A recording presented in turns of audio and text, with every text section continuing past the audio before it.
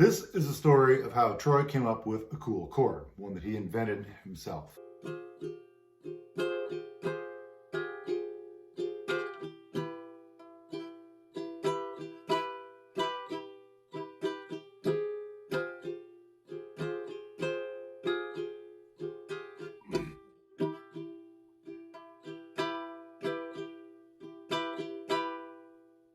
Beautiful. Isn't that cool? Yeah. What Troy said was when he was practicing, he accidentally had his hand shifted up one fret each, so the exact same position for the E minor chord, only he was up one fret, which kind of makes an F minor chord.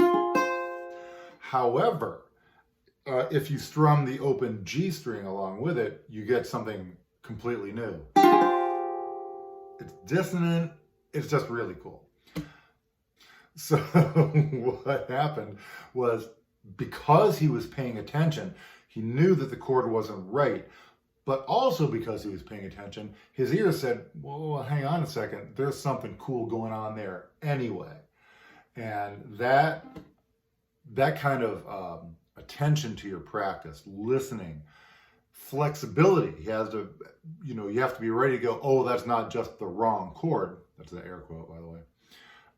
But also, that's a chord that sounds cool, kind of cooler than the original. So because Troy was interested in figuring out, well, what can I do with this brand new chord I made up? And so I gave him some suggestions.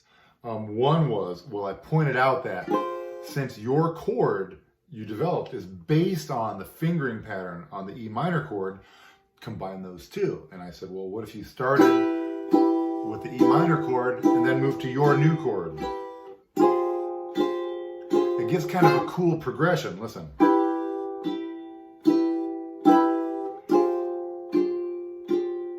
It goes from like regular, normal to dissonant, but really intriguing kind of a vibe.